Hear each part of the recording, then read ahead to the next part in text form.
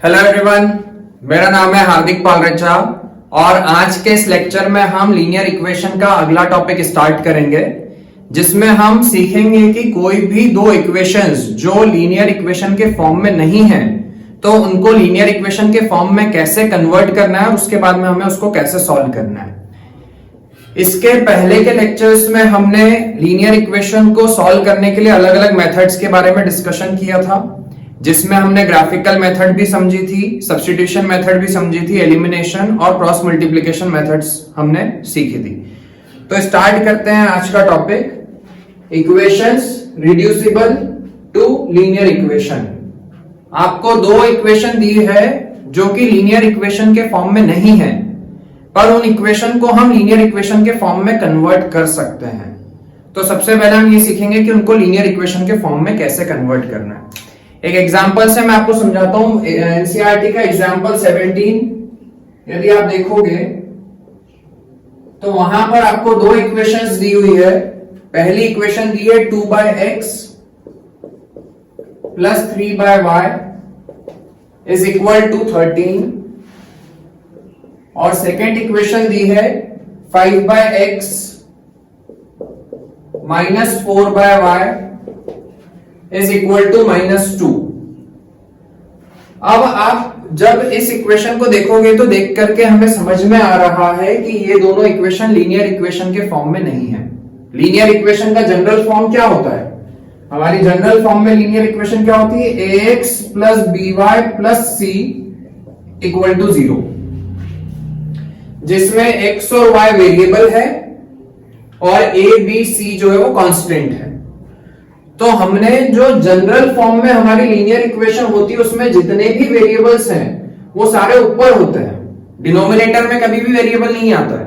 Linear equation का जो general form होता है उसमें जितने भी वेरिएबल्स हैं वो हमेशा न्यूमरेटर में आते हैं, कभी भी डिनोमिनेटर में नहीं आते हैं। यहां पर हम देख रहे हैं कि जो वेरिएबल्स है वो डिनोमिनेटर में, मतलब कि ये लीनियर इक्वेशन नहीं है, क्योंकि लीनियर इक्वेशन यदि होती तो इस फॉर्म में होती, x ऊपर होता, y भी ऊपर होता, बट यहां पर वेरिएबल्स डिनोमिनेटर में आ गए, मतलब कि ये लीनियर इक्वेशन के फॉर्म में नहीं है। तो सबसे पहले आपको इन दोनों इक्वेशन को लीनियर इक्वेशन के फॉर्म में कन्वर्ट करना पड़ेगा, उसी के बाद में हम उसको सॉल्व कर पाएंगे।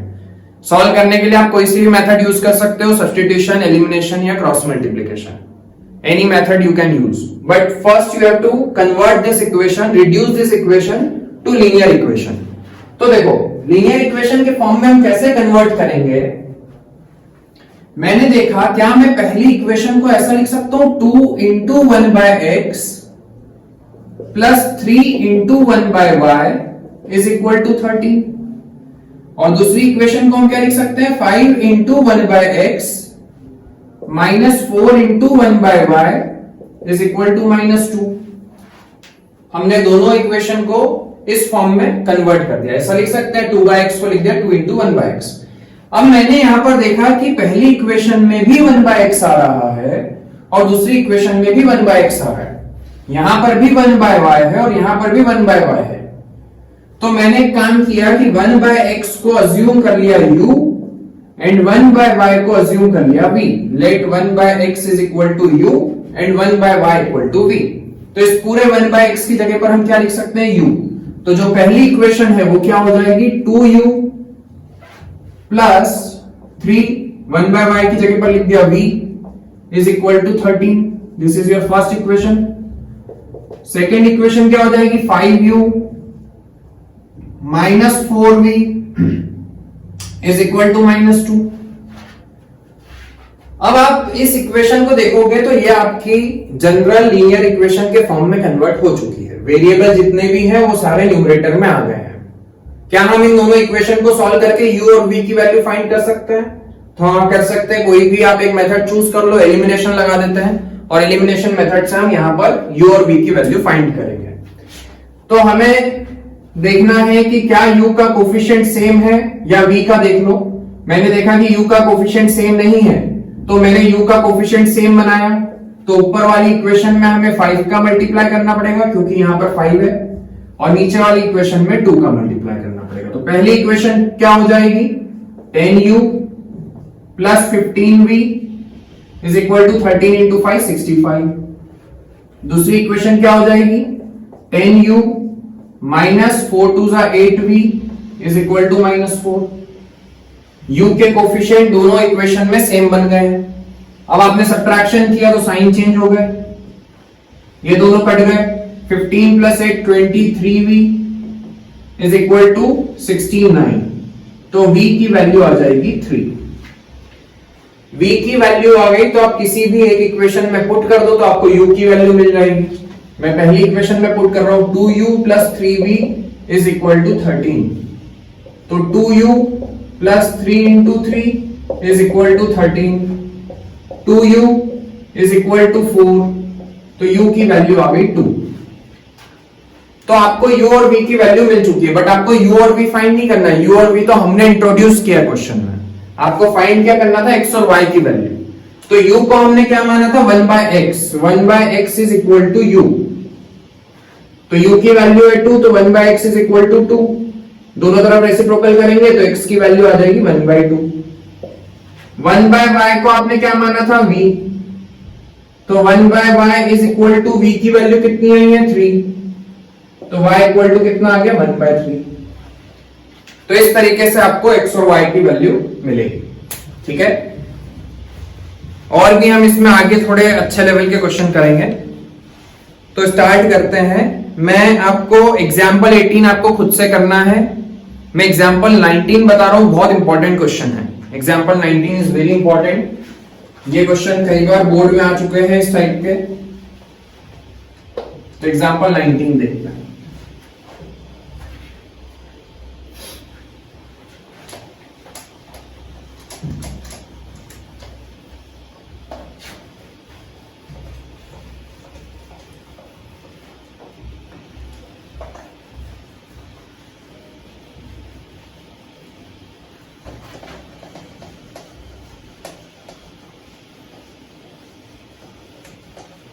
देखो एग्जाम्पल 19 में आपको क्या दिया हुआ है, अ boat goes 30 kilometre upstream and 44 kilometre downstream in 10 hours. एक बोट है जो कि 30 किलोमीटर अपस्ट्रीम चलती है, अपस्ट्रीम को मैं यूएस लिख रहा हूं, प्लस 44 किलोमीटर डाउनस्ट्रीम चलती है, तो टाइम लगता है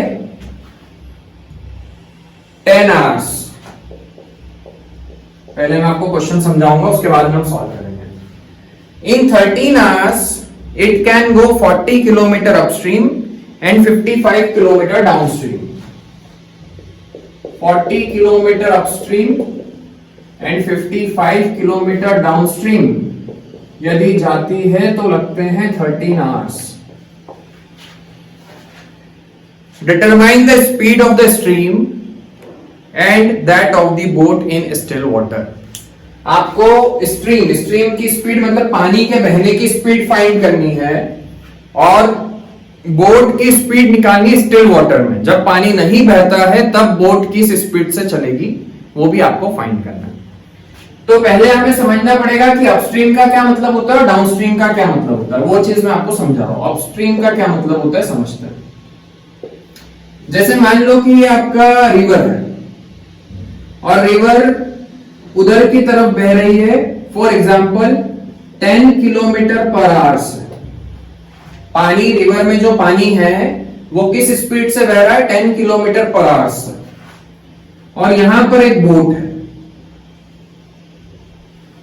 और बोट जो है वो रिवर के अपोजिट डायरेक्शन में चलने की कोशिश कर रही है और जो बोट की स्पीड है वो है मान लेते हैं कि 13 किलोमीटर पर आवर है फॉर एग्जाम्पल। मतलब स्टिल वाटर में कि जब पानी यदि नहीं बहता है तब बोट किस स्पीड से चलेगी 13 किलोमीटर पर आवर से। उसी बोट को मैंने ला करके कहां पर रख दिया बहते हुए पानी में। ठीक है, ये 10 किलोमीटर पर आवर की स्पीड से पानी तो बह ही रहा है और बोट की अपनी खुद की स्पीड मतलब जब पानी नहीं बहता है तब बोट की स्पीड कितनी होती है 13 किलोमीटर पर आवर। बट उसी बोट को मैंने बहते हुए पानी में ला करके रख दिया, तो क्या अब बोट 13 किलोमीटर पर आवर की स्पीड से चल पाएगी क्या?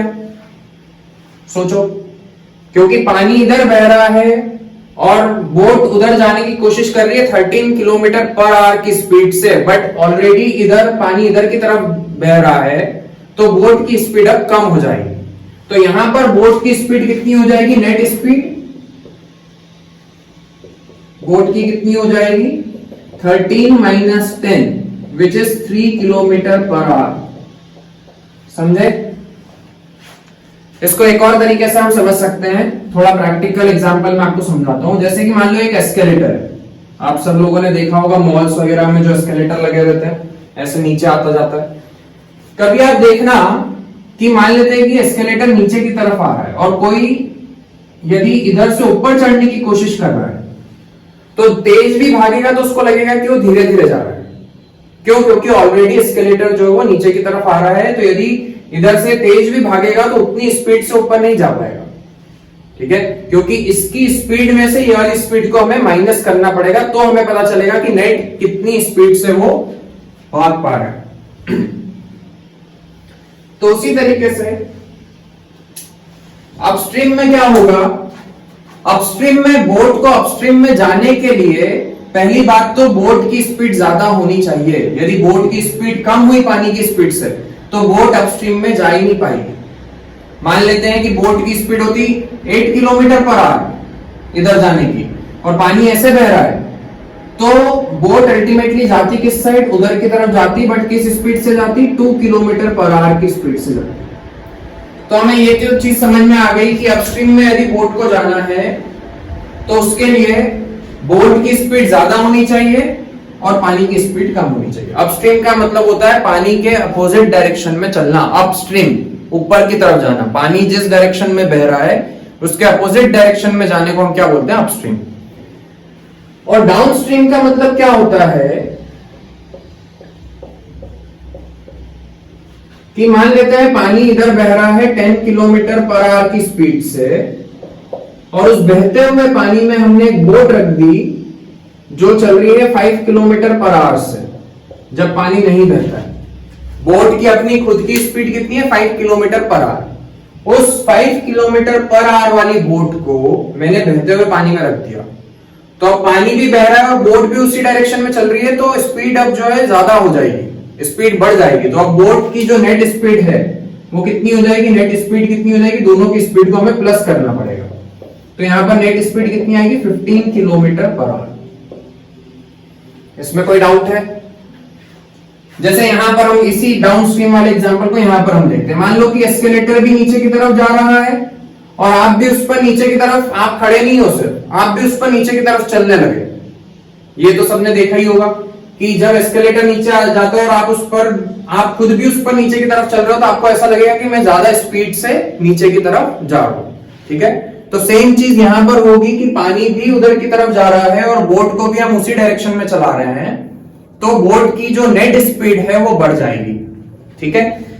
तो यही कॉन्सेप्ट को हम इस क्वेश्चन में यूज करेंगे, क्योंकि यहां पर क्वेश्चन में आपको क्या दिया हुआ है कि एक बोट है जो 30 किलोमीटर पहले अपस्ट्रीम गई पानी के अपोजिट, और 30 किलोमीटर अपस्ट्रीम जाने के बाद में फिर 44 किलोमीटर डाउनस्ट्रीम आई, और ऐसा करने में उसको कितना टाइम लगा? 10 आवर्स। और केस 2 आपको क्या दिया है कि यदि 40 किलोमीटर अपस्ट्रीम जाता है, मतलब पानी के अपोजिट डायरेक्शन में कितने किलोमीटर? 40 किलोमीटर, और वापस से 55 किलोमीटर डाउनस्ट्रीम आता है, तो कितना टाइम लगता है? 13 आवर्स। ठीक है? तो आपको बोट की स्पीड फाइंड करनी है इन स्टिल वाटर, कि बोट की खुद की कितनी स्पीड है, और पानी के बहने की स्पीड भी फाइंड करनी है। तो मैंने मान लिया कि let the speed of boat in still water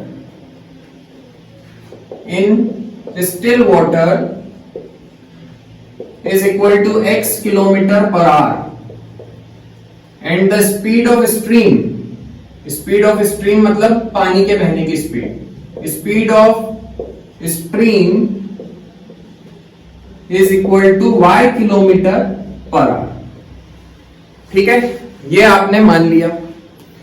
यदि मैं आपसे पूछता हूं कि बोट की स्पीड अपस्ट्रीम में कितनी होगी? Speed of boat in upstream. तो कैसे निकालेंगे? मान लो पानी ऐसे बह रहा है उधर की तरफ y की स्पीड से और बोट जा रही है इधर की तरफ x की स्पीड से। तो बोट अपस्ट्रीम में चल रही है, इसका मतलब है कि बोट की स्पीड ज्यादा होनी चाहिए तभी बोट उधर की तरफ जा पाएगी। और जो नेट स्पीड होगी वो हम कैसे निकालेंगे? x में से किसको माइनस करना पड़ेगा? y को माइनस करना पड़ेगा। मान लो ये 13 है और ये 10 है, तो नेट स्पीड कितनी हो जाएगी? 13 माइनस 10। तो वैसे ही नेट स्पीड कितनी हो जाएगी अपस्ट्रीम में? x minus y kilometre per hour. ठीक है। उसी तरीके से हम बोट की स्पीड निकाल लेते हैं डाउनस्ट्रीम में। Speed of boat in downstream वो क्या होगी? बोट भी उधर जा रही है और पानी भी उधर बह रहा है, x और y दोनों की स्पीड प्लस हो जाएगी। तो कितना हो जाएगा? x plus y kilometre per our. तो हमें अपस्ट्रीम की स्पीड भी पता चल गई, डाउनस्ट्रीम की स्पीड भी पता चल गई, और मुझे पहले वाले केस में अपस्ट्रीम का डिस्टेंस और डाउनस्ट्रीम का डिस्टेंस भी दिया हुआ है। तो ये डिस्टेंस में मुझे दोनों का डिस्टेंस पता है, दोनों की मुझे स्पीड पता चल गई, तो हम दोनों का टाइम निकाल लेते हैं। क्या मैं इस इक्वेशन को ऐसा लिख सकता हूं कि टाइम ऑफ अपस्ट्रीम कितने किलोमीटर? 30 किलोमीटर जाना है। 30 किलोमीटर अपस्ट्रीम का time plus time of downstream, downstream में कितने किलोमीटर? 44 किलोमीटर डाउनस्ट्रीम का टाइम। टोटल टाइम कितना लग रहा है? 10 आवर। पहली इक्वेशन ये बन जाएगी। तो हम 30 किलोमीटर अपस्ट्रीम में जाने में कितना टाइम लगा वो निकाल लेते हैं, क्योंकि मेरे पास में डिस्टेंस भी है और अपस्ट्रीम की स्पीड भी है। तो डिस्टेंस और स्पीड यदि आपको पता है तो आप टाइम निकाल सकते हैं। और दूसरी इक्वेशन को हम ऐसा लिख सकते हैं, टाइम अपस्ट्रीम कितने kilometre? 40 kilometre plus time of downstream कितने किलोमीटर? 55 किलोमीटर। तो टोटल टाइम लग रहा है 13 आवर्स। तो पहली इक्वेशन बनाते हैं। टाइम का फॉर्मूला क्या होता है? Time equal to distance upon speed. इस फॉर्मूले से हम यहां का टाइम निकालते हैं। तो डिस्टेंस है 30 किलोमीटर और अपस्ट्रीम में स्पीड कितनी है? x माइनस वाई, प्लस यहां पर डिस्टेंस है 44 किलोमीटर और डाउनस्ट्रीम में स्पीड कितनी है? x plus y is equal to 10। ये अपस्ट्रीम का टाइम आ गया, ये डाउनस्ट्रीम का टाइम आ गया। टोटल टाइम कितना लग रहा है? 10 आवर। वैसे ही दूसरी इक्वेशन बना लो। यहां पर 40 किलोमीटर जा रहा है अपस्ट्रीम में और टाइम लग रहा है x माइनस, क्या टाइम कितना हो जाएगा? 40 upon x minus y, plus 55 kilometre downstream का टाइम कितना हो जाएगा? 55 upon x plus y. Total time लग रहा है 13। तो यहां पर आपको फर्स्ट इक्वेशन और सेकंड इक्वेशन मिल गई है। इन दोनों इक्वेशन को हम सॉल्व करेंगे। तो हम यहां पर देख रहे हैं कि दोनों इक्वेशन अभी लीनियर इक्वेशन के फॉर्म में नहीं है, क्योंकि यहां पर वेरिएबल्स जो है वो डिनोमिनेटर में आ रहे हैं। तो सबसे पहले आपको इन दोनों इक्वेशन को लीनियर इक्वेशन के फॉर्म में कन्वर्ट करना पड़ेगा। उसके बाद में हम x और y की वैल्यू फाइंड करेंगे। तो अब इसको हम लीनियर इक्वेशन के फॉर्म में कैसे कन्वर्ट करें? तो आपको यहां पर वही चीज करनी पड़ेगी, एक को u मानना पड़ेगा, एक को v।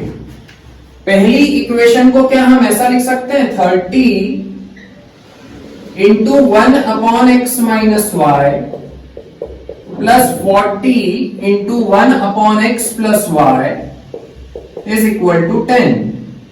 और दूसरी इक्वेशन को आप लिखोगे 40 into 1 upon x minus y plus, sorry यहां 44 है, plus 55 into 1 upon x plus y is equal to 13। आपको हर बार इक्वेशन को इस तरीके से लिखना पड़ेगा कि पहली इक्वेशन और दूसरी इक्वेशन में आपको कुछ कॉमन आ जाए, ऐसी चीज कॉमन आ जाए जिसको u या v मानने पर वो लीनियर इक्वेशन के फॉर्म में कन्वर्ट हो जाए। तो मैंने देखा कि 1 अपॉन एक्स माइनस वाई यहां पर भी है, 1 अपॉन एक्स माइनस वाई यहां पर भी है, तो मैंने 1 अपॉन एक्स माइनस वाई को u मान लिया और 1 अपॉन एक्स प्लस वाई को v मान लिया। तो पहली इक्वेशन क्या हो जाएगी? 30u plus 44v is equal to 10। और दूसरी इक्वेशन क्या हो जाएगी 40u plus 55v is equal to 13। इन दोनों इक्वेशन को हम सॉल्व करेंगे और u और v की वैल्यू फाइंड करेंगे। तो मैंने यहां पर एलिमिनेशन मेथड लगाई, मुझे दिख रहा है कि यहां पर 30 है, यहां पर 40 है, तो मैं ऊपर वाली इक्वेशन में 4 का मल्टीप्लाई कर रहा हूं और नीचे वाली इक्वेशन में 3 का। आप बोलोगे कि यहां पर 40 है तो वहां पर 40 का क्यों मल्टीप्लाई नहीं करना? छोटे नंबर का भी कर सकते हैं, हमें तो बस u का कोफिशिएंट सेम बनाना है। तो मुझे पता है कि 4 का मल्टीप्लाई में 30 से करूंगा तो 120 आ जाएगा और 3 का 40 से करने पर भी 120 आ जाएगा। आप चाहो तो 40 और 30 का भी कर सकते हो, उससे कोई फर्क नहीं पड़ेगा। तो पहली इक्वेशन हो गई 120u plus 176v equal to 40। दूसरी इक्वेशन हो गई 120u plus 165v is equal to 39। Subtraction किया, साइन चेंज, यहां पर आएगा 1 1 11v और यहां पर आएगा 1, तो v की वैल्यू आ गई 1/11। ये v की वैल्यू आप किसी भी एक इक्वेशन में पुट कर दो तो आपको u की वैल्यू मिल जाएगी।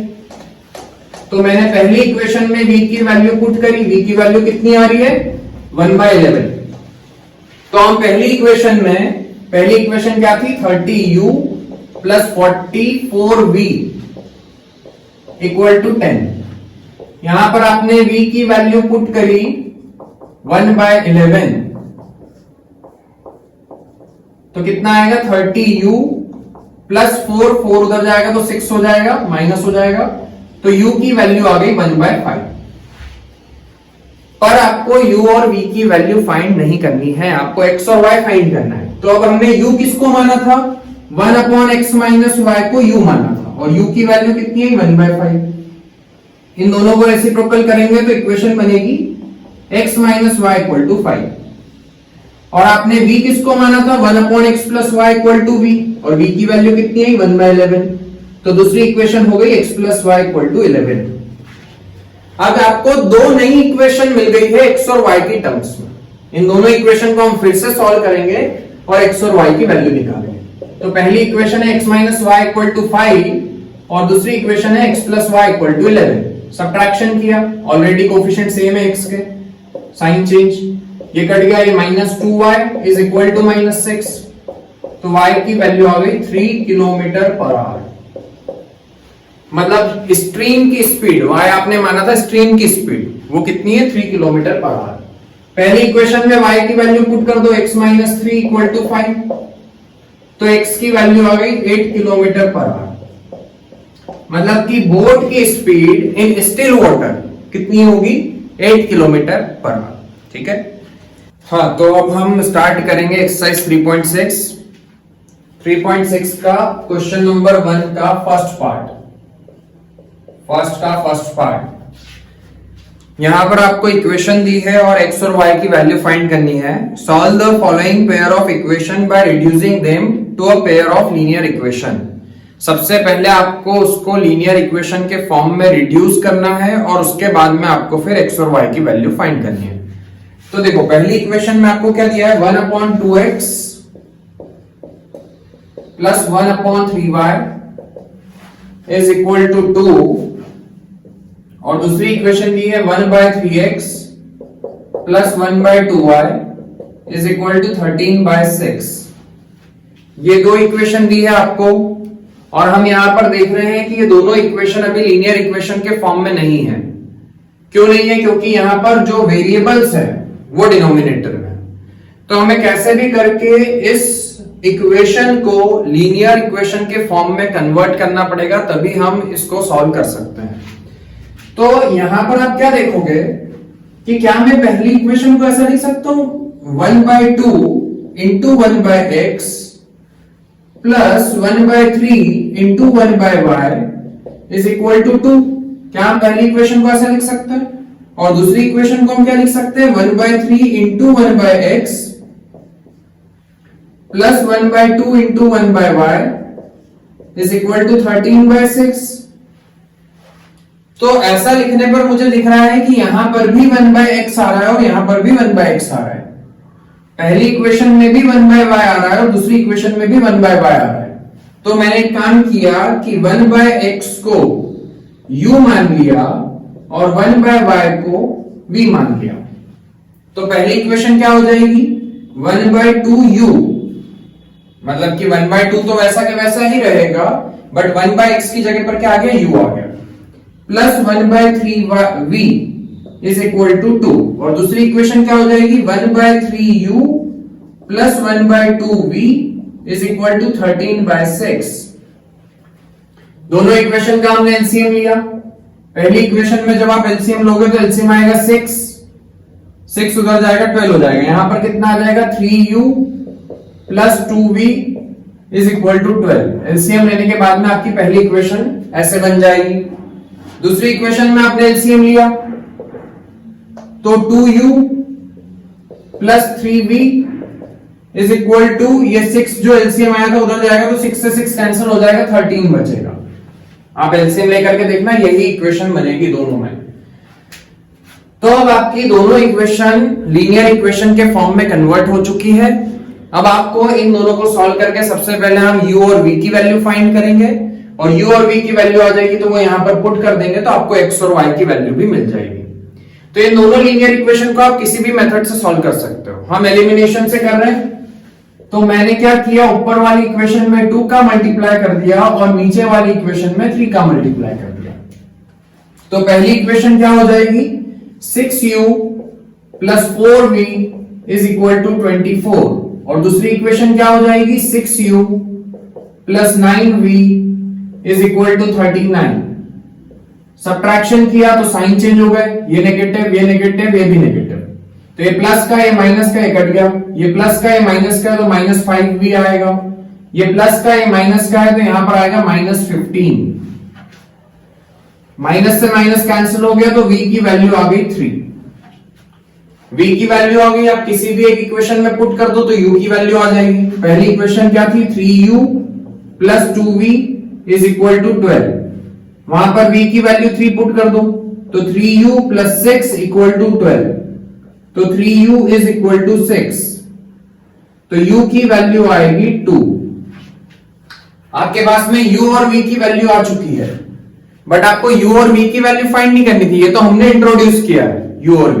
हमें फाइंड क्या करना था x और y की वैल्यू। तो मैंने 1/x को क्या माना था u, और u की वैल्यू कितनी आई थी 2।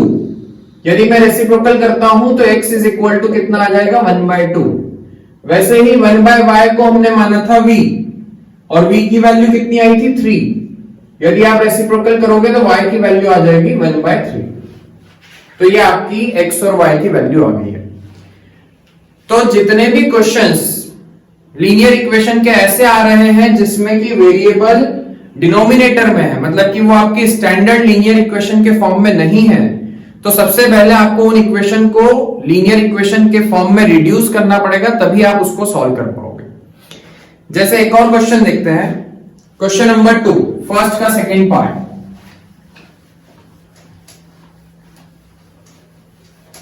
फर्स्ट के सेकेंड में आपको इक्वेशन दी है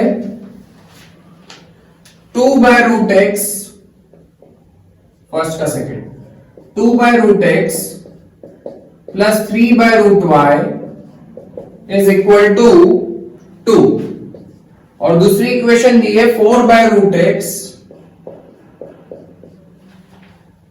minus 9/√y is equal to -1, और यहां पर आपको इन दोनों इक्वेशन को सॉल्व करके x और y की वैल्यू फाइंड करनी है। तो सबसे पहले आपको इन दोनों इक्वेशन को लीनियर इक्वेशन के फॉर्म में कन्वर्ट करना पड़ेगा, तभी हम इसको सॉल्व कर पाएंगे।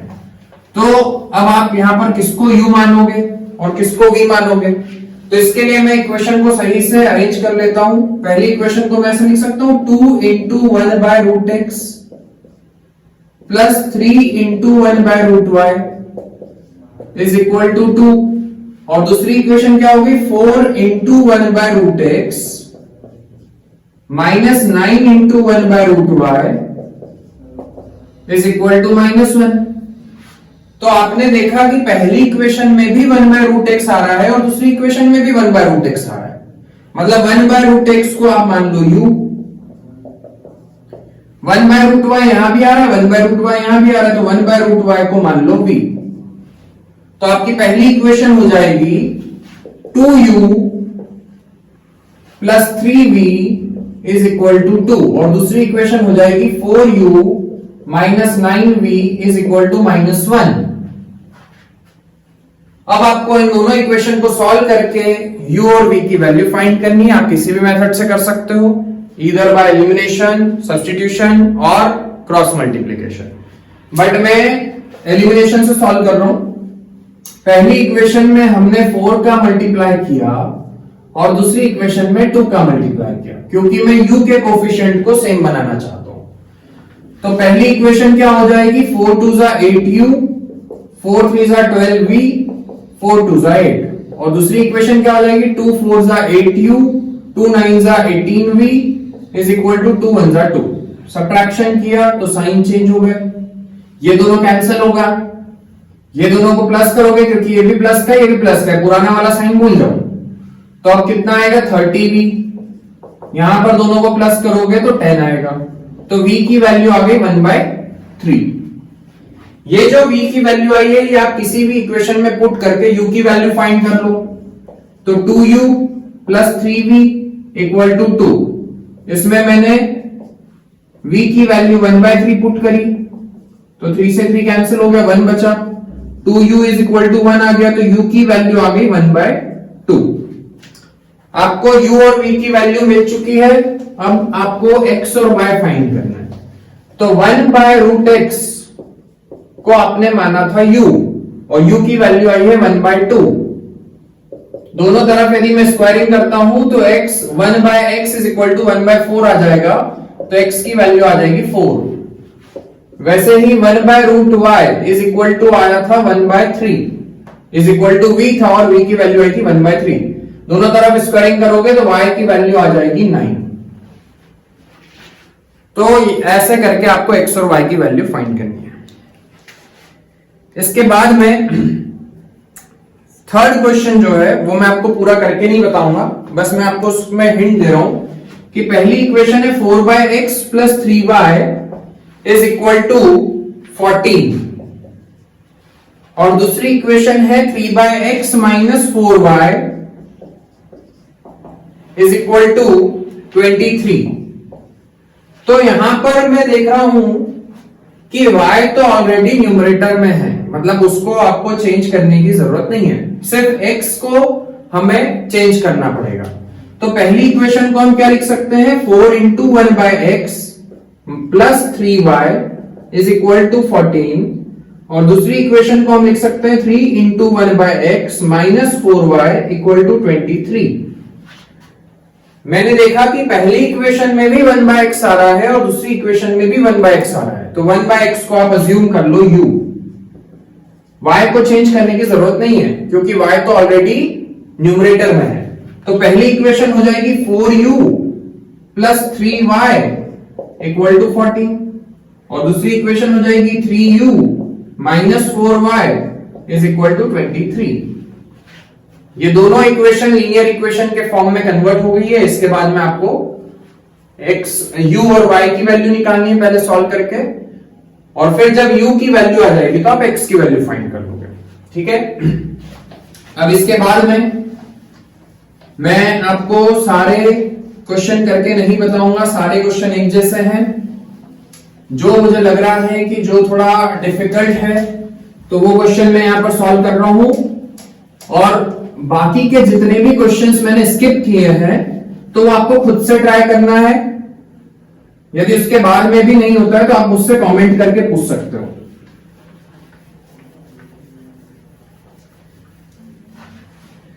अब हम करेंगे क्वेश्चन नंबर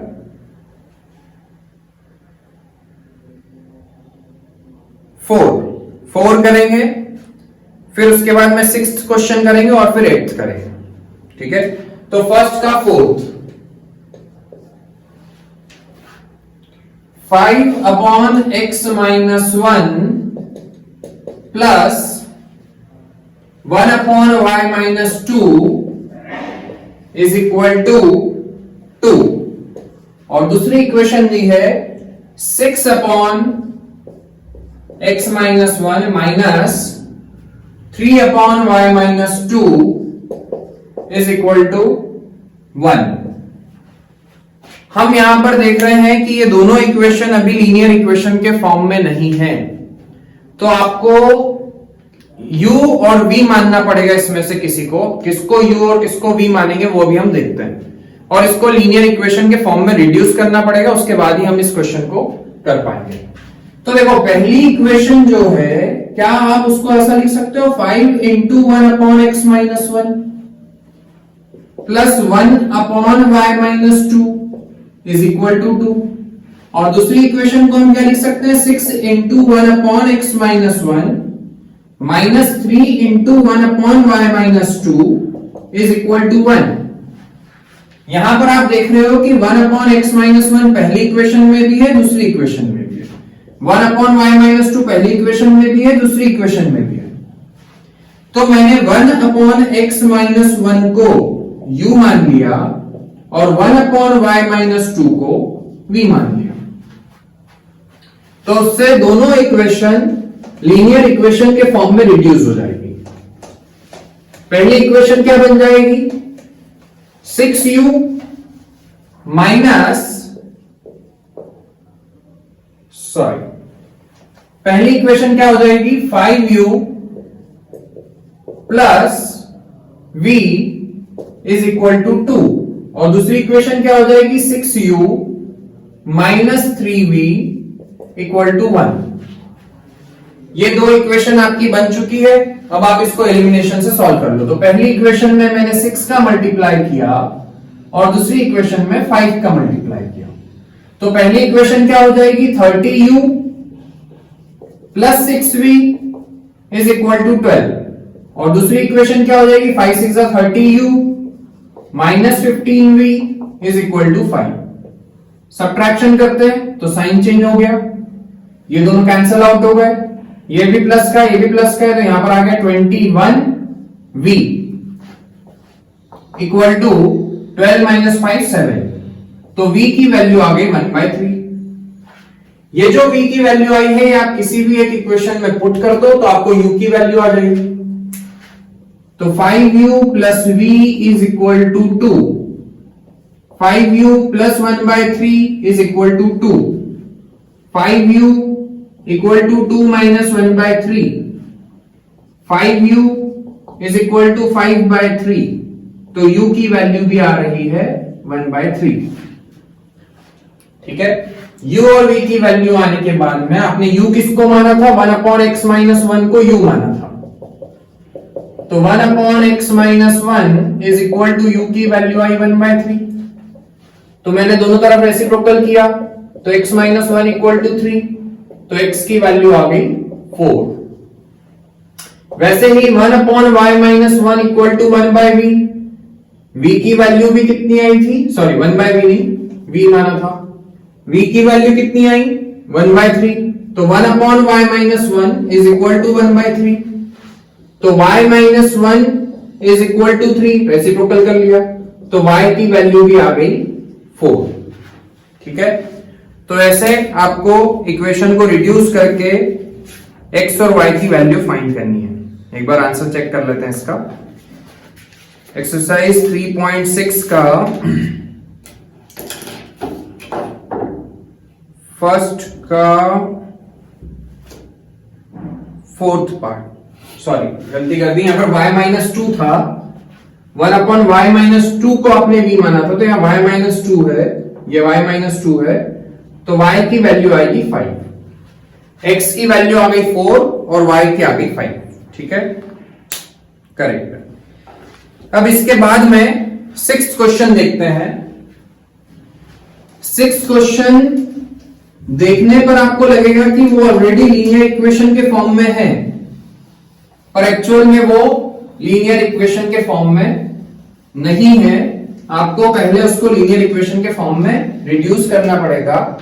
जैसे कि पहली इक्वेशन आपको दी है, 6th क्वेश्चन बता रहा हूं मैं, 6x प्लस 3y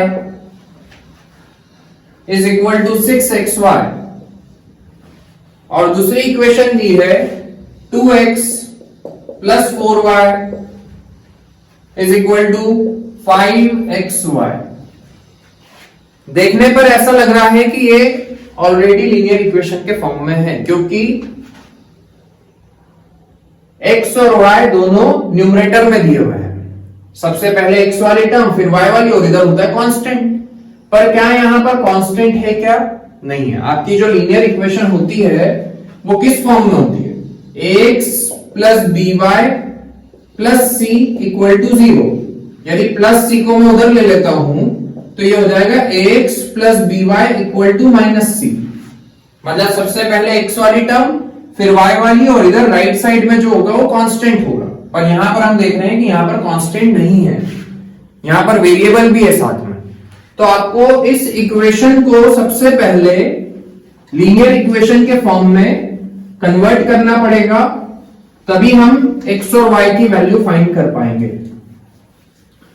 तो अब यहां पर आप किसको x मान सकते हो और किसको y मान सकते हो?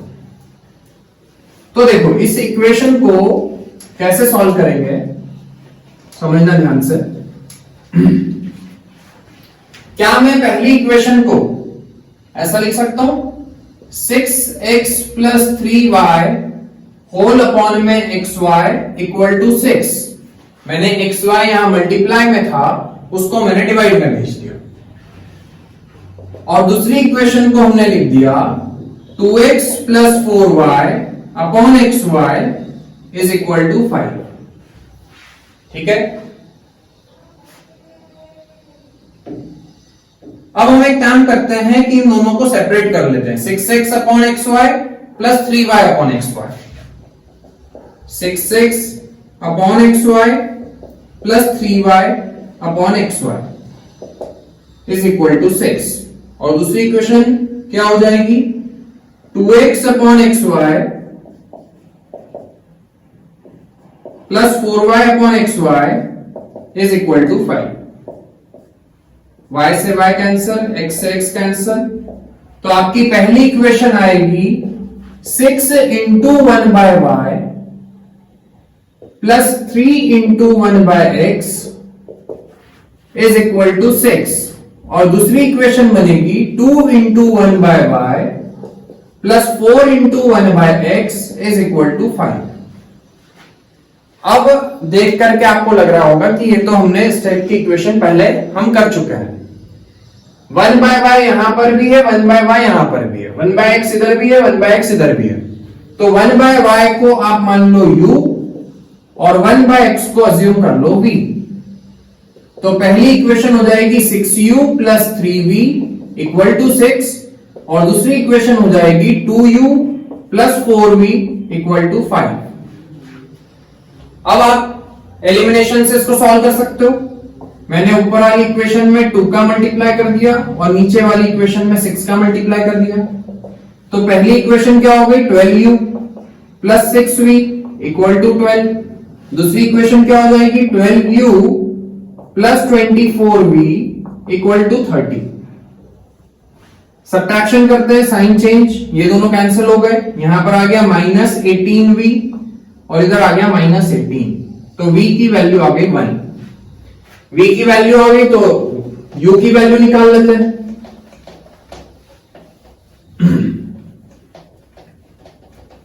पहली इक्वेशन में हम v की वैल्यू पुट कर देते हैं, 6u plus 3v is equal to 6। तो 6u प्लस v की वैल्यू 1 थी तो 3 equal to 6, 6u is equal to 3, तो u की वैल्यू आ गई 1/2। आपको u और v की वैल्यू मिल चुकी है, हमें बट फाइंड करना है x और y की वैल्यू। तो 1/y को हमने माना था u, तो यहां से y की वैल्यू आ गई 2, और 1/x को हमने माना था v, तो x की वैल्यू आ गई 1। And this is your final answer. इसके बाद में अगला क्वेश्चन देखते हैं, क्वेश्चन नंबर 8 इस एक्सरसाइज फर्स्ट का क्वेश्चन नंबर 1 का 8th पार्ट। वो थोड़ा लंबा क्वेश्चन है, वहां पर आपको 2 बार लीनियर इक्वेशन को सॉल्व करना पड़ेगा। पहली लीनियर इक्वेशन u और v की टर्म्स में बनेगी और उसके बाद में अगली जो लीनियर इक्वेशन है वो x और y की टर्म्स में बनेगी। करते हैं।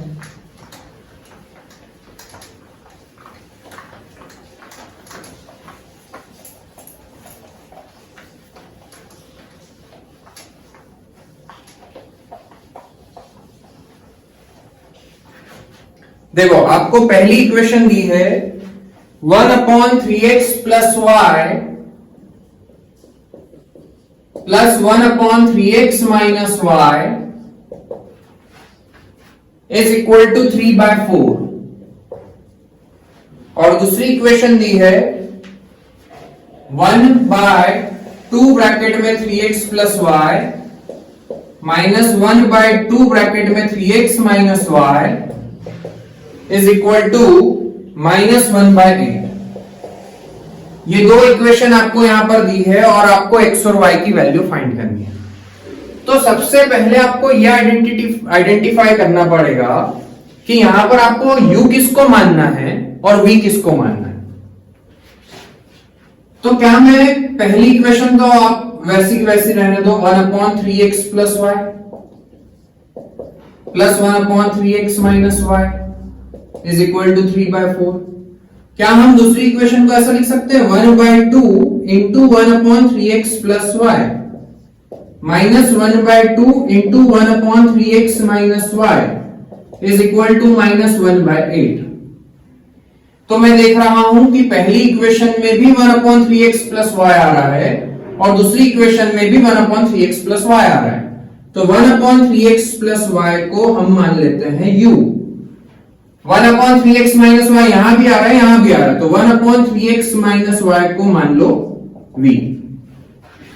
तो आपकी जो फर्स्ट इक्वेशन है वो क्या बन जाएगी x plus y is equal to 3/4 और जो सेकेंड इक्वेशन है वो क्या बन जाएगी 1/2x minus 1/2y is equal to -1/8।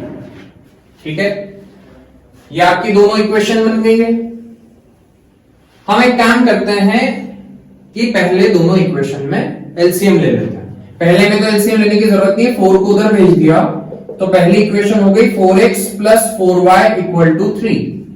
दूसरी इक्वेशन में आप एलसीएम लोगे तो 2 एलसीएम आएगा और 2 इधर से कट जाएगा तो 2 4 8, तो 4 उधर आ गया 4x minus 4y is equal to -1।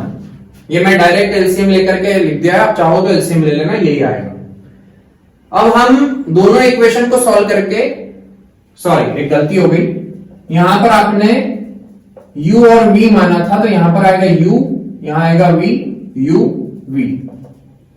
मैंने गलती से x और y लिख लिया था, जबकि हमने इस पूरे को u माना है तो यहां पर u आएगा, इस पूरे को हमने v माना है तो यहां v आएगा। तो पहली इक्वेशन हो जाएगी 4u plus 4v equal to 3 और दूसरी इक्वेशन हो जाएगी 4u minus 4v equal to 1। ठीक है, सब्ट्रैक्शन करते हैं, साइन चेंज किया, ये प्लस का है ये माइनस का, दोनों कैंसिल आउट हो गए, ये प्लस का ये भी प्लस का है तो 8v हो गया ये, और यहां पर आ गया 4, तो v की वैल्यू आ गई 1/2। v की वैल्यू आप किसी भी एक इक्वेशन में पुट कर दो तो आपको u की वैल्यू मिल जाएगी। पहली इक्वेशन थी 4u plus 4v equal to 3, मैंने v की वैल्यू 1/2 पुट करी तो 4 इंटू 1/2 इक्वल टू 3, 2 2 जा 4, तो 4u इक्वल टू 2 उधर जाएगा 1 हो जाएगा वो, तो u की वैल्यू आ गई 1/4। और अभी आपको सिर्फ u और v की वैल्यू मिली है, आपको फाइंड करना है x और y की वैल्यू। तो अब आपने u किसको माना था और v किसको माना था? हमने 1/3x प्लस y को माना था u और u की वैल्यू कितनी आई है 1/4। तो आपकी पहली इक्वेशन हो गई 3x plus y equal to 4 reciprocal करने पर, एंड 1/3x माइनस y को माना था v और v की वैल्यू आई है 1/2, तो रेसिप्रोकल करेंगे तो दूसरी इक्वेशन हो जाएगी 3x minus y equal to 2। फिर से आपको दो लीनियर इक्वेशन मिल रही है एक्स और वाई की टर्म्स में, वापस से आपको इन दोनों लीनियर इक्वेशन को सॉल्व करना पड़ेगा, तब जाकर के आपको एक्स और वाई की वैल्यू मिलेगी। तो पहली इक्वेशन है 3x plus y equal to 4 और दूसरी इक्वेशन है 3x minus y equal to 2। Subtraction करते हैं, साइन चेंज, ये दोनों कट गए, 2y इक्वल टू 2, तो y की वैल्यू आ गई 1। ये y की वैल्यू आप किसी भी इक्वेशन में पुट कर दो, 3x plus y equal to 4, तो 3x प्लस 1 इक्वल टू 4, तो 3x इक्वल टू 3, तो x की वैल्यू भी आएगी 1, मतलब x की वैल्यू भी 1 आएगी और y की भी 1 आएगी। तो ये थोड़ा सा लेंथी क्वेश्चन है क्योंकि यहां पर आपको दो बार लीनियर इक्वेशन को सॉल्व करना पड़ेगा।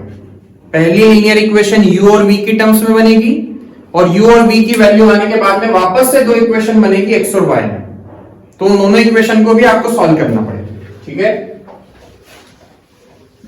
फर्स्ट के बचे हुए जितने भी क्वेश्चन हैं, क्वेश्चन नंबर 1 के जितने भी क्वेश्चन हमने स्किप किए हैं, तो वो आपको खुद से करना है, ये आपका होमवर्क है। जिस तरीके से सारे क्वेश्चन किए हैं उसी तरीके से आपको वाले क्वेश्चंस भी करने हैं, और यदि कोई डाउट है तो आप मुझसे पूछ सकते हो कमेंट करके। अब हम अगला क्वेश्चन स्टार्ट करते हैं, question number 2। Formulate the following problems as a pair of linear equation and hence find their solution. यहां पर आपको कुछ वर्ड प्रॉब्लम दी हुई है और उससे आपको पहले इक्वेशन बनानी है और उसके बाद में फिर सॉल्यूशन फाइंड करना है। पहला क्वेश्चन स्टार्ट करते हैं, सेकंड का first part. Ritu can row downstream 20 kilometre in 2 hours. मैंने आप लोगों को जब इस एक्सरसाइज के पहले एग्जांपल्स करवाए थे तो हमने इस टाइप का एक क्वेश्चन करा था जिसमें हमने डाउनस्ट्रीम और अपस्ट्रीम के बारे में पढ़ा था। डाउनस्ट्रीम का मतलब क्या होता है कि जब हम पानी की डायरेक्शन में बोट को चलाते हैं तो हम बोलते हैं कि we are going in downstream, और यदि आप पानी के अपोजिट डायरेक्शन में जा रहे हो तो उसको क्या बोलते हैं, अपस्ट्रीम। तो यहां पर उसने दिया है कि Ritu can row downstream 20 kilometre in 2 hours. 20 kilometre downstream जाने में कितना टाइम लगता है उसको, 2 hours. And upstream 4 kilometre in 2 hours. और यदि 4 किलोमीटर अपस्ट्रीम चलती है तो भी कितना टाइम लगता है, 2 आवर्स। ठीक है, 2 घंटे में 20 किलोमीटर डाउनस्ट्रीम चली जाती है, मतलब 2 घंटे में पानी के साथ में बहुत ज्यादा डिस्टेंस चल ली 20 किलोमीटर, क्योंकि वहां पर पानी के साथ में जाना है तो ज्यादा मेहनत नहीं करनी पड़ेगी। बट जब वो पानी के अपोजिट डायरेक्शन में जाती है तो 2 घंटे में सिर्फ 4 किलोमीटर ही चल पाती है। Find her speed of rowing in still water and the speed of the current. तो आपको यहां पर करंट की स्पीड, मतलब करंट मतलब वाटर की स्पीड भी निकालनी है, पानी के बहने की स्पीड, और साथ में बोट की स्पीड भी निकालनी है इन स्टिल वाटर। इस क्वेश्चन को मैंने डिटेल में समझाया है इसी लेक्चर में पहले। ठीक है, यदि आप लोगों को अपस्ट्रीम क्या होता है, डाउनस्ट्रीम क्या होता है, वो चीज नहीं समझ में आती है यदि, तो आप पहले वाला क्वेश्चन अच्छे से जाकर के समझो तो सारी चीजें क्लियर हो जाएगी। मैंने मान लिया कि speed of boat in still water, still water में बोट की स्पीड हमने मान ली x किलोमीटर पर आवर। ठीक है, हाँ, और वाटर की स्पीड, स्पीड ऑफ वाटर या स्पीड ऑफ स्ट्रीम बोल लो, स्पीड ऑफ स्ट्रीम या स्पीड ऑफ करंट भी बोल सकते हो। करंट मतलब फ्लो, करंट मतलब किसी भी चीज का बहना। ये वो वाला करंट नहीं है, इलेक्ट्रिसिटी वाला करंट नहीं है। ये करंट का मतलब होता है किसी भी चीज का फ्लो। ठीक है, तो ये वाटर करंट है, वाटर इज फ्लोइंग, तो इसको हम बोलते हैं वाटर करंट। तो स्पीड ऑफ स्ट्रीम कितना है, y किलोमीटर पर आवर, ये हमने मान लिया। इसका क्या मतलब है कि पानी बह रहा है y किलोमीटर पर आवर की स्पीड से, और हमने यहां पर बोट ला करके रख दी जिसकी स्पीड कितनी है x किलोमीटर पर आवर। मतलब ये कब की स्पीड है x किलोमीटर पर आवर? जब पानी नहीं बहता है, मतलब स्टिल वाटर में बोट कितनी स्पीड से चलती है? x की स्पीड से। और उसी बोट को x स्पीड से चलने वाली बोट को हमने बहते हुए पानी में ला करके रख दिया। ठीक है, तो यहां पर हम निकालते हैं कि यदि हम बहते हुए पानी में ला करके रख देते हैं उस बोट को जिसकी स्पीड x है, तो अब बोट की नेट स्पीड कितनी होगी? तो यदि स्पीड इन अपस्ट्रीम निकाल लेते हैं, मतलब यदि पहले डाउनस्ट्रीम निकाल लेते, स्पीड इन डाउनस्ट्रीम निकाल लेते हैं। डाउनस्ट्रीम मतलब यदि पानी के साथ में ही बोट जा रही है, पानी y की स्पीड से बह रहा है और बोट x की स्पीड से जा रही है, तो दोनों की स्पीड क्या होगी? प्लस हो जाएगी, क्योंकि दोनों सेम डायरेक्शन में जा रहे हैं, तो और तेजी से चलने लगेगी बोट।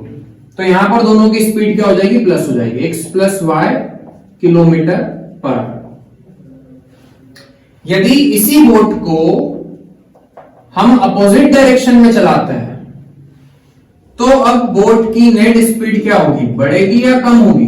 अब कम हो जाएगी, क्योंकि पानी उधर की तरफ ले जाना चाहता है और हम बोट को इधर की तरफ ले जा रहे हैं। पर हमारी यदि बोट की स्पीड ज्यादा होगी तो अल्टीमेटली बोट जाएगी उधर की तरफ। ठीक है, तो हम यहां पर आपको क्वेश्चन में दिया है कि वो अपस्ट्रीम में चल रही है, मतलब बोट की स्पीड ज्यादा है पानी की स्पीड से, तभी बोट उधर जा पाएगी। तो अब फाइनल नेट स्पीड कितनी हो जाएगी? x minus y kilometre per hour. इसको आप ऐसे समझ लो, एक बॉक्स से इधर से मैं 10 न्यूटन का फोर्स लगा रहा हूं और एक और फोर्स लगाया जा रहा है 7 न्यूटन का, तो नेट फोर्स कितना हो जाएगा? दोनों प्लस हो जाएंगे, तो 17 न्यूटन का हो जाएगा। पर यदि मैंने उधर से 12 न्यूटन का फोर्स लगाया, तो अब क्या होगा कि बॉक्स जो है वो अल्टीमेटली जाएगा किस डायरेक्शन में? इधर की डायरेक्शन में, पर उस पर नेट फोर्स कितना लगेगा? 12 में से हमें 10 को माइनस करना पड़ेगा, तो नेट फोर्स लगेगा सिर्फ 2 न्यूटन का। तो सेम वही कॉन्सेप्ट यहां पर है। ठीक है, तो मुझे अपस्ट्रीम में और डाउनस्ट्रीम में बोट की स्पीड पता चल गई है, मुझे अपस्ट्रीम का डिस्टेंस भी दिया हुआ है और अपस्ट्रीम में कितना टाइम लग रहा है वो भी दिया हुआ है। डाउनस्ट्रीम में डिस्टेंस दिया हुआ है 20 किलोमीटर और डाउनस्ट्रीम का टाइम भी दिया हुआ है 2 आवर्स। तो हमारे पास में फॉर्मूला होता है speed equal to distance upon time. इस फॉर्मूले में हम डाउनस्ट्रीम में स्पीड कितनी है बोट की? x प्लस वाई, तो स्पीड की जगह पर x प्लस वाई। डाउनस्ट्रीम का डिस्टेंस कितना है? 20, और डाउनस्ट्रीम में टाइम कितना लग रहा है? 2 आवर्स। तो पहली इक्वेशन बन जाएगी x plus y equal to 10। वैसे ही अपस्ट्रीम में स्पीड है x माइनस वाई, डिस्टेंस है 4 और टाइम लग रहा है 2, तो दूसरी इक्वेशन बन जाएगी x minus y equal to 2। इन दोनों इक्वेशन को सॉल्व करोगे तो x और y की वैल्यू आ जाएगी। तो हम सॉल्व कर लेते हैं। पहली इक्वेशन है x plus y equal to 10 और दूसरी इक्वेशन है x minus y equal to 2। Subtraction किया, sign change, 2y equal to 8, तो y इक्वल टू आ गया 4 किलोमीटर पर आवर। मतलब स्ट्रीम की स्पीड, पानी किस स्पीड से बह रहा है? 4 किलोमीटर पर आवर की स्पीड से।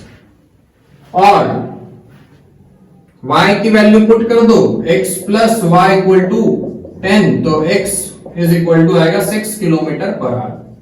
और जो बोट है वो किस स्पीड से चल रही है? स्टिल वाटर में 6 किलोमीटर पर आवर की स्पीड से। ठीक है, तो बहुत आसान क्वेश्चन है, एक बार आप अच्छे से पढ़ोगे और इनकी प्रैक्टिस करोगे तो और ज्यादा से अच्छे से आपको समझ में आएगा। यदि आप सोच रहे हो कि सिर्फ लेक्चर्स को देख करके आपको समझ में आ जाएगा, तो वैसा नहीं है, आपको खुद से प्रैक्टिस करनी पड़ेगी, तभी आप अलग टाइप के क्वेश्चन भी कर पाओगे। क्योंकि जरूरी नहीं है कि एग्जाम में ऐसा के ऐसा ही क्वेश्चन आ जाए, एग्जाम में वो कुछ भी पूछ सकता है। तो जब तक आप खुद से प्रैक्टिस नहीं करोगे तो क्वेश्चन नहीं बनेंगे। इसके बाद में अगला क्वेश्चन है क्वेश्चन नंबर 2, सेकेंड का सेकेंड पार्ट। क्या दिया है यहां पर आपको, ये टाइम एंड वर्क का क्वेश्चन है। जो टाइम एंड वर्क आपने क्लास 8th में पढ़ा था, एक चैप्टर था टाइम एंड वर्क, कि एक आदमी को एक काम करने में 2 दिन लगते हैं तो 4 आदमी को उसी काम को कितने दिन में कर पाएंगे। इस टाइप के क्वेश्चन हमने क्लास 8th में पढ़े। तो उसी टाइप का क्वेश्चन है टाइम एंड वर्क का। क्या दिया हुआ है, 2 women and 5 men can together finish an embroidery work in 4 days। मैं लिख देता हूं यहां पर question, 2 women and 5 men one work को, एक काम को 4 डेज में कंप्लीट करते हैं। कोई एक पर्टिकुलर काम है, एम्ब्रॉयडरी का वर्क है, उस एक काम को करने में कितने दिन लगते हैं, 4 दिन। कितने लोग मिलकर के कर रहे हैं, 2 women and 5 men, ठीक है। While 3 women and 6 men, 3 women and 6 men can finish this one work in how many days, in 3 days। और यदि दूसरा केस उन्होंने क्या दिया है कि यदि 3 women और 6 men साथ में मिलकर के करते हैं तो उसी काम को 3 दिन में पूरा कंप्लीट कर देता है। Find the time taken by one woman alone to finish the work and also that taken by one man alone। आपको फाइंड करना है कि 1 वुमन को उस पूरा एक काम को कंप्लीट करने में, उसको अकेले करने में कितना टाइम लगेगा, एक औरत को करने में कितना टाइम लगेगा अकेले, और एक आदमी को उसी काम को कंप्लीट करने में कितना टाइम लगेगा, ये आपको फाइंड करना। तो देखो, कई बार पहले तो हम अज्यूम कर लेते हैं, सॉल्यूशन स्टार्ट करते हैं, फिर मैं बताऊंगा कि कहां पर गलती होती है। मैंने माना कि let 1 woman takes X days to complete 1 work. हमने मान लिया कि एक औरत को एक काम को करने में कितने दिन लगते हैं, X days, ठीक है।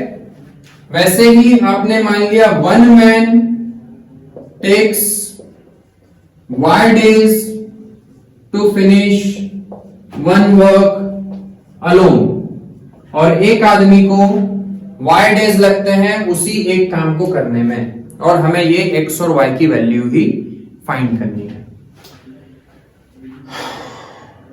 अब देखो, यदि 1 वुमन को X डेज लगते हैं तो 2 वुमन को कितने लगेंगे।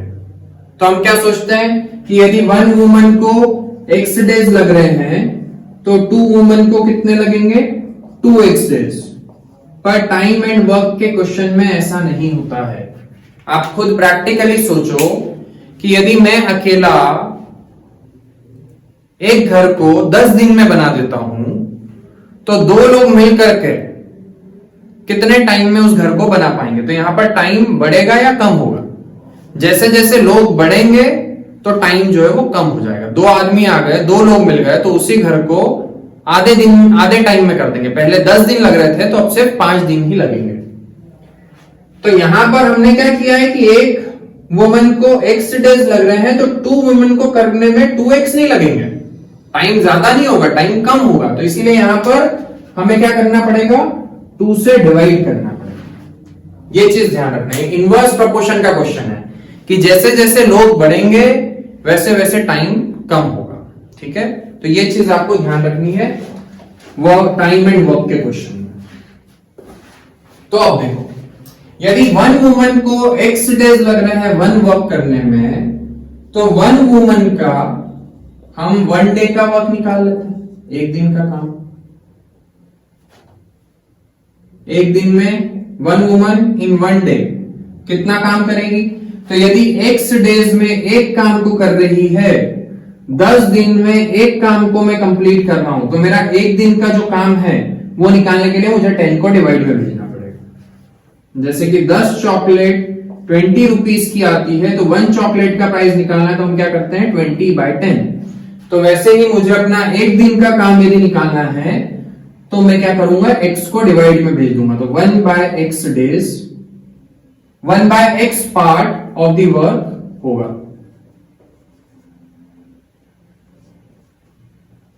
ठीक है, x डेज में एक काम को कंप्लीट कर रही थी, तो एक दिन का काम कितना होगा? तो एक दिन का काम कितना होगा? 1/x part of the work. ठीक है, और वैसे ही एक आदमी एक दिन में कितना काम करेगा? तो y डेज में पूरा कंप्लीट कर रहा था, तो एक दिन में कितना करेगा? 1/y part of the work. हमने दोनों का एक एक दिन का काम निकाल दिया है। एक एक दिन का काम हमने क्यों निकाला है वो चीज समझते हैं। देखो, यहां पर आपको क्या दिया हुआ है कि 2 औरत कितने दिन तक काम कर रही है? 4 दिन तक, और उनके साथ में 5 आदमी भी काम कर रहे हैं, कितने दिन तक? 4 दिन तक। तो मेरे पास में एक औरत का एक दिन का काम है, हमें क्या करना है? कितने दिन का काम निकालना है? 2 विमेन का 4 दिन का काम निकालना है। समझ में आया? मेरे पास में 1 वुमन का 1 डे का वर्क है, पर पहली इक्वेशन के लिए मुझे क्या निकालना है? 2 विमेन का 4 डेज का वर्क, और उसमें हम क्या प्लस करेंगे? 5 मैन का भी 4 डेज का वर्क प्लस कर देंगे, क्योंकि 2 औरत भी 4 दिन तक काम कर रही है और 5 आदमी भी 4 दिन तक काम कर रहे हैं, तब जाकर के एक काम पूरा हुआ। तो मतलब औरत जो विमेन का काम है और मैन का जो काम है, उन दोनों को हम प्लस कर देंगे, तब जाकर के हमारा एक काम कंप्लीट हुआ। तो मुझे क्या करना पड़ेगा? मुझे निकालना पड़ेगा कि 2 विमेन 4 डेज में कितना काम कर रही है और 5 मैन 4 डेज में कितना काम कर रहे हैं, और ये दोनों का जो वर्क आएगा, इन दोनों को हम प्लस करेंगे तो इक्वल टू में कितना आएगा? 1 वर्क, क्योंकि इन दोनों का काम प्लस करने पर एक काम पूरा कंप्लीट होता है। तो ये आपकी बनेगी पहली इक्वेशन, और सिमिलरली हम सेकंड इक्वेशन भी वैसे ही बनाएंगे। तो ध्यान से देखो, 1 वुमन 1 डे में 1/x पार्ट कर रही है, तो हमें क्या करना है? 2 विमेन का, सबसे पहले हम 2 विमेन कर देते हैं। 1 वुमेन चाहिए थी, हमें 2 विमेन का निकालना है। तो 2 विमेन एक दिन में कितना काम करेगी? जैसे जैसे लोग बढ़ेंगे तो काम ज्यादा होगा या काम कम होगा? दिन कम हो जाएंगे, पर काम कैसा होगा? मैंने बोला कि मैं अकेला एक दिन में एक घर बनाता हूं, तो 2 आदमी मिलकर के एक दिन में कितने घर बनाएंगे? 2 घर बना देंगे, यदि सबकी कैपेसिटी बनाने की सेम है। तो हम ये मान के चल रहे हैं कि यहां पर जितने भी काम करने वाले लोग हैं, सबकी कैपेसिटी सेम है। तो यदि एक औरत को एक दिन में कितना 1/x वर्क कर रही थी, तो 2 विमेन मिल करके 2 विमेन मिल करके ज्यादा काम करेगी। तो 2 विमेन एक दिन में कितना काम करेगी? 2 × 1/x, ज्यादा कर रही है तो मल्टीप्लाई हो जाएगा, 2/x वर्क करेगी। पर हमें 2 विमेन का एक दिन का काम नहीं निकालना है, क्योंकि 2 विमेन कितने दिनों तक काम कर रही है? 4 दिन तक। तो 2 विमेन का 4 डेज का वर्क कितना होगा? एक दिन में इतना काम, तो 4 दिन में और ज्यादा होगा, तो 4 का और मल्टीप्लाई कर देते हैं, तो 8/x वर्क करेगी। मतलब मुझे ये मिल गया है कि 2 विमेन 4 दिन में इतना काम करेगी। वैसे ही मैं निकाल लेता हूं कि 5 आदमी 4 दिन में कितना काम करेंगे, और उन दोनों का जब हम काम प्लस करेंगे तो हमारा एक काम कंप्लीट होगा। तो अब देखो, आपको दिया हुआ था कि 1 मैन एक दिन में 1/y वर्क कर रहा था, तो 5 आदमी एक दिन में, एक आदमी एक दिन में 1/y कर रहा था, तो 5 आदमी कितना करेंगे? 5/y। पर 5 आदमी एक दिन काम नहीं कर रहे, कितने दिन काम कर रहे हैं? 4 दिन। तो 5 आदमियों का 4 दिन का काम कितना होगा, और बढ़ जाएगा। तो 5 इंटू 5 क्या 5 आदमियों का एक दिन का काम इतना था, तो 4 दिन का काम कितना होगा, 4 का और मल्टीप्लाई कर दो तो 20/y वर्क। ठीक है, हमने ये निकाल लिया कि 2 विमेन 4 दिन में कितना काम कर रही है, इतना। 5 आदमी 4 दिन में कितना काम कर रहे हैं, इतना। और इन दोनों का काम जब हम प्लस कर देंगे तो हमारा एक काम पूरा हो जाता है। तो पहली इक्वेशन क्या बनेगी, 8/x plus 20/y equal to 1। Clear है। तो ये टाइम एंड वर्क का क्वेश्चन है, इनवर्स प्रोपोर्शन का क्वेश्चन है, ऐसे ही आपको दिमाग लगाना पड़ेगा। पर हमने एक चीज ऑब्जर्व करी यहां पर कि एक आदमी का एक दिन का काम है 1/x, तो 1 वुमन का 1 डे का वर्क है 1/x, तो 2 विमेन का 4 डेज का वर्क। तो हमने क्या किया, 2 इंटू 4 8 करके यहां पर 8 का मल्टीप्लाई कर दिया। इससे ज्यादा आसानी से आपको समझ में आएगा कि एक औरत एक दिन में 1/x वर्क कर रही थी, तो 2 विमेन 4 दिन में कितना काम करेगी, तो 2 इंटू 4 8, तो 8 का यहां पर मल्टीप्लाई कर दो तो 8/x आ गया। वैसे ही 5 आदमी 4 दिन में कितना काम करेंगे, तो 5 इंटू 4 20, तो 20/y हो गया। 1/y में 20 का मल्टीप्लाई कर दिया 20/y। ठीक है। अब वैसे ही दूसरी इक्वेशन, 3 विमेन 3 डेज, तो 1 वुमन इन 1 डे कितना कर रही थी 1/x, तो 3 विमेन 3 डेज में, तो 3 इंटू 3 9/x।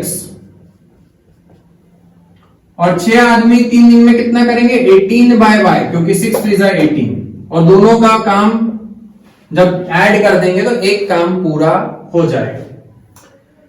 ठीक है। तो इस तरीके से आपको इक्वेशन बनानी है। इक्वेशन बनाने के बाद में अब आपको खुद से सॉल्व करना है। इसको सबसे पहले आपको u और v मानना पड़ेगा। तो मैंने यहां पर 1/x को u मान लिया, 1/y को v मान लिया।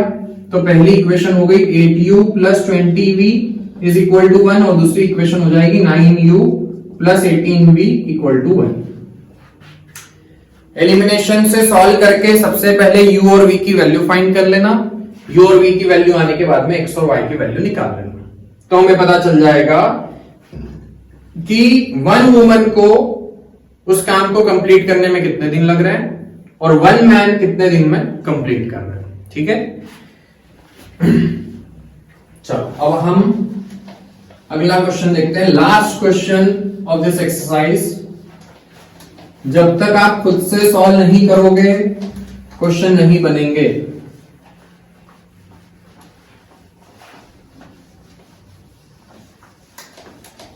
लास्ट क्वेश्चन पढ़ते हैं। Ruhi travels 300 kilometre to her home partly by train and partly by bus. Ruhi 300 kilometre का डिस्टेंस ट्रैवल कर रही है। उसने कुछ डिस्टेंस ट्रेन से कवर किया और कुछ बस से। She takes 4 hours if she travel 60 kilometre by train. यदि वो 60 किलोमीटर ट्रेन से चलती है, एंड रिमेनिंग कितना बचा 240, क्योंकि टोटल डिस्टेंस है 300। 240 किलोमीटर बस से चलती है तो टाइम लगता है 4 आवर्स। ठीक है। If she travels 100 kilometer by train and the remaining by bus, she takes 10 minutes longer. और यदि वो 100 किलोमीटर ट्रेन से गई और बचा हुआ मतलब 200 किलोमीटर बस से गई तो 10 मिनट ज्यादा लगते हैं। पहले 4 घंटे लग रहे थे तो अब लगेंगे 4 hours 10 minutes। समझ गए। तो आपको find the speed of the train and the bus separately. आपको ट्रेन की स्पीड भी निकालनी है और बस की स्पीड भी निकालनी है। हमने मान लिया कि ट्रेन की स्पीड है x kilometre per hour. Solution देखते हैं। Let the speed of train is equal to x kilometre per hour, और वैसे ही बस की स्पीड हमने मान ली y किलोमीटर पर आवर। ठीक है। अब देखो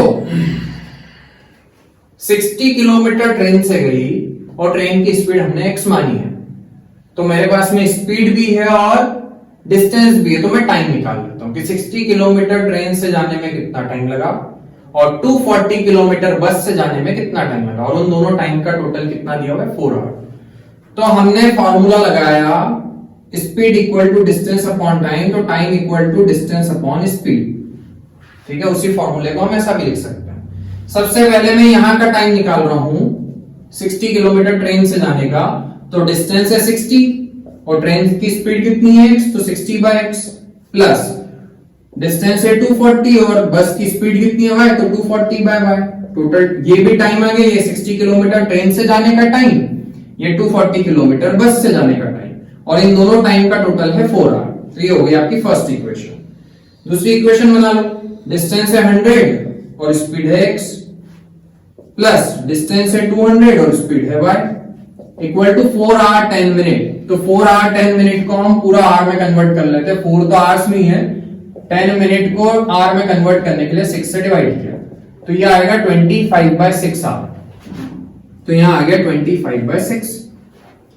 अब तो आप क्वेश्चन कर ही लोगे इसके बाद में, x और y है बट वो डिनोमिनेटर में है, तो आपको सबसे पहले लीनियर इक्वेशन के फॉर्म में रिड्यूस करना पड़ेगा। तो 1/x को आप मानो u और 1/y को मानो v।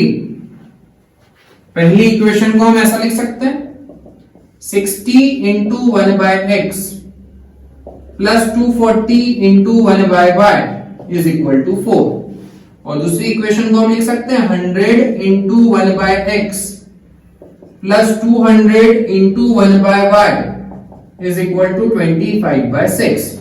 तो पहली इक्वेशन हो जाएगी 60u plus 240v is equal to 4, और दूसरी इक्वेशन हो जाएगी 100u plus 200v is equal to 25/6। Clear है, कोई डाउट तो नहीं है। अब हम एलिमिनेशन मेथड से दोनों इक्वेशन को सॉल्व करते हैं। मैंने पहली इक्वेशन में, जरूरी नहीं है कि आपको 100 का ही मल्टीप्लाई करना है और 60 का ही करना है, आप कोई भी दूसरे नंबर का मल्टीप्लाई कर सकते हो, बस आपको नंबर इस तरीके से चूज करना है कि कोफिशिएंट सेम बन जाए। जरूरी नहीं है, जब आपको नहीं समझ में आता तो फिर आप 100 का और 60 का मल्टीप्लाई कर लो, पर और भी कोई दूसरे नंबर का मल्टीप्लाई कर सकते हो, छोटे नंबर्स का। तो मैंने देखा कि 100 और 60 दोनों की टेबल में 300 आएगा, तो दोनों को हम 300 बना देते हैं। इसमें मैंने 5 का मल्टीप्लाई किया तो ये 300 बन जाएगा, इसमें मैंने 3 का मल्टीप्लाई कर दिया। या फिर एक काम करो, इधर 6 का कर दो और उधर 10 का कर दो, तो भी सेम हो जाएगा, क्योंकि यहाँ 100 है तो उसमें से एक 0 हटा दिया, तो 6 का नीचे कर दिया, 10 का ऊपर कर दिया। तो पहली इक्वेशन क्या हो जाएगी 600u plus 2400v equal to 40। दूसरी इक्वेशन क्या बन जाएगी 600u plus 1200v is equal to 25। Subtraction करते हैं, साइन चेंज, यहां पर आ गया 1200v इज इक्वल टू 15, तो v की वैल्यू आएगी 15/1200। 15 1 जा 15, 15 7 जा एंड 15 8 जा, तो 1/80। v की वैल्यू आ गई 1/80। पहली इक्वेशन में पुट कर देते हैं 60u plus 240 into 1/80 equal to 4, तो u की वैल्यू आएगी 3 उधर गया 1 हो गया, तो 1/60। u और v की वैल्यू आ गई, बट आपको फाइंड करना था x और y की वैल्यू, तो 1/x को आपने माना था u, तो 1/x इज इक्वल टू 1/60, तो x is equal to 60 kilometre per hour, मतलब ट्रेन की स्पीड है 60 kilometre per hour, and 1/y is equal to v, v की वैल्यू आई है 1/80, तो y equal to 80 kilometre per hour, मतलब कि बस की स्पीड है 80 किलोमीटर पर आवर। ठीक है, तो इस तरीके से आपको क्वेश्चन करना है। वर्ड प्रॉब्लम में भी कई बार ऐसी इक्वेशन बनेगी जिसमें वेरिएबल्स जो है वो डिनोमिनेटर में आएंगे, जैसे अभी हमने जो 3 वर्ड प्रॉब्लम करे उन तीनों में डिनोमिनेटर में आ रहे थे। ठीक है, तो उसको आपको लीनियर इक्वेशन के फॉर्म में कन्वर्ट करना पड़ेगा और फिर उसको सॉल्व करना पड़ेगा। ठीक है, तो ये एक्सरसाइज हमारी कंप्लीट हो गई है। इसके अगले लेक्चर में हम ऑप्शनल के कुछ क्वेश्चंस और साथ में कुछ दूसरे भी एक्स्ट्रा क्वेश्चंस करेंगे जो पिछले सालों में बोर्ड्स में आ चुके हैं। अभी तक मैंने जितने भी क्वेश्चन करवाए हैं उसकी आप अच्छे से प्रैक्टिस करो। इसके बाद में मिलते हैं अगले लेक्चर में। तब तक के लिए all the best. Thank you.